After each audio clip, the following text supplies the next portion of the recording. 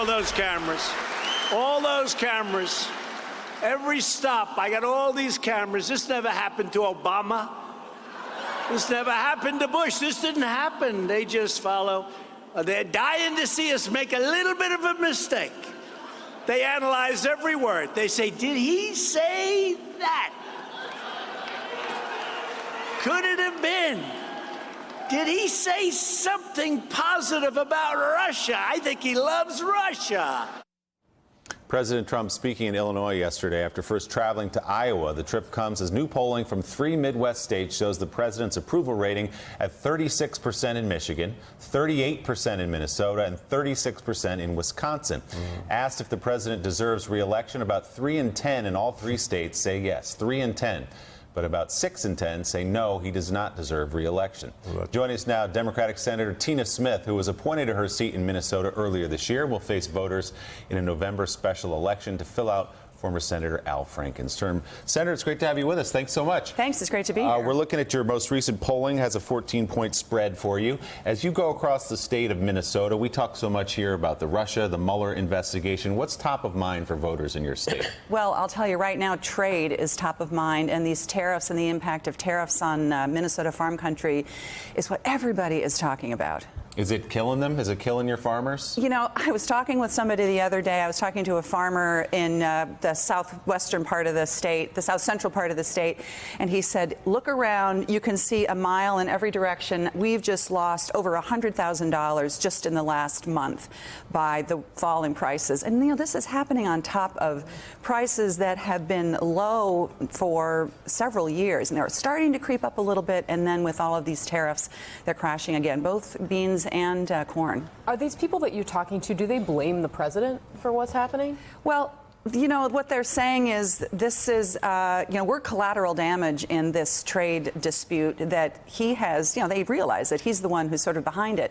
People say, I really think that we need to be, you know, stand tough on trade. We need to have good, tough trading negotiations, especially with China. But they also say you can't really start a multiple front war on trade and expect to win. And that's kind of the situation we're in. Senator, isn't the other thing, and obviously in your state trade, but in all the Democratic polling, it's healthcare, healthcare, healthcare. Oh, that is the absolutely. constant. You know, it's the it was the Absolutely. Connor Lamb thing that, you know, it's one thing when you don't have it, when you give it to someone and you take it away, and that is just something that is just on a 2 or 3 to 1 basis across Democratic polling, really showing the hot button.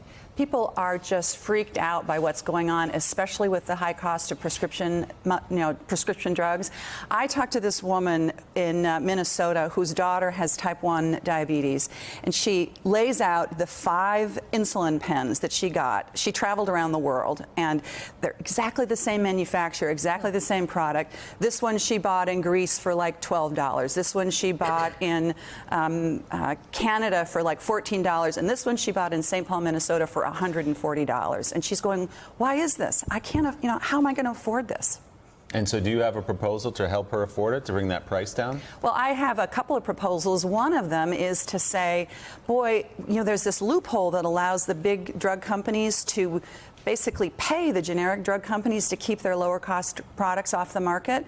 It's called pay for delay, and it helps to boost up the price of drugs. And so that's one proposal. But I mean, most people agree we ought to let Medicare negotiate with drug companies to lower costs. That's another thing that I support. So given the way the president, sorry, Casey, just given the way the president's now performing according to the polling in the state of Minnesota, are you starting to see your opponent try to put some distance between herself and the president and the National Republican Party?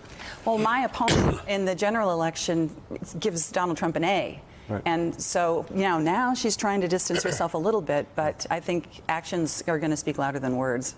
And how does the dynamic in your own party kind of affect you? I mean, you come from one of these Midwestern states that were so key to the president's victory. You now have the left of your party coming out saying, hey, we need to abolish ICE. Is that helpful, do you think?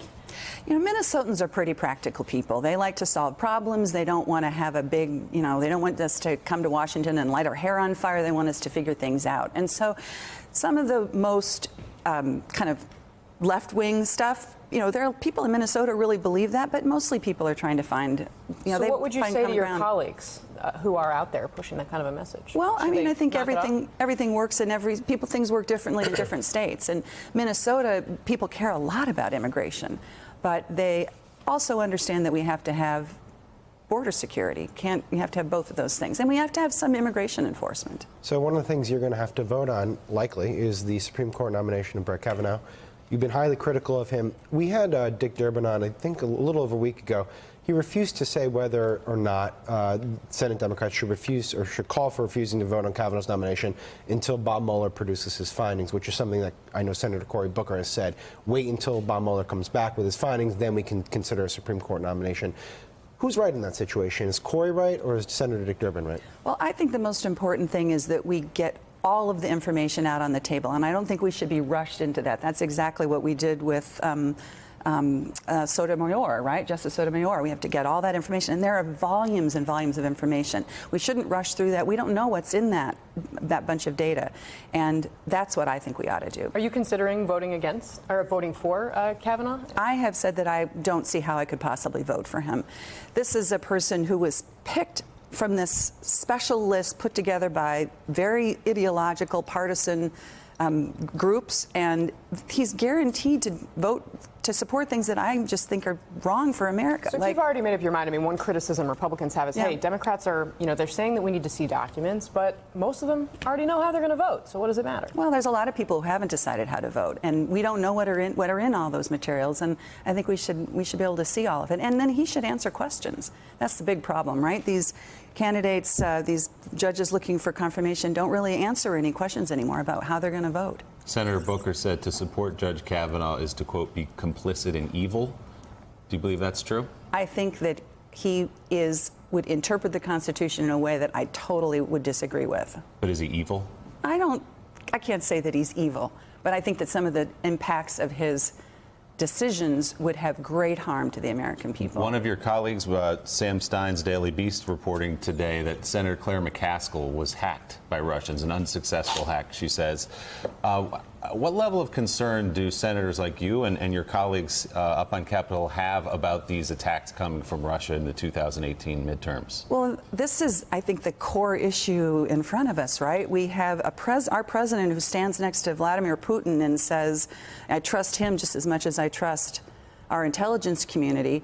And at the same time, the core issue is what impact did Russia have on our elections? How did they interfere with our elections? And how can we make sure it never happens again? That's what I think we ought to be focused on. Why aren't we doing more about that? That seems to be the complaint from senators who have the power to do something about it. Why isn't it happening? You know, it's just we need to get more election security dollars passed. That's the most important thing.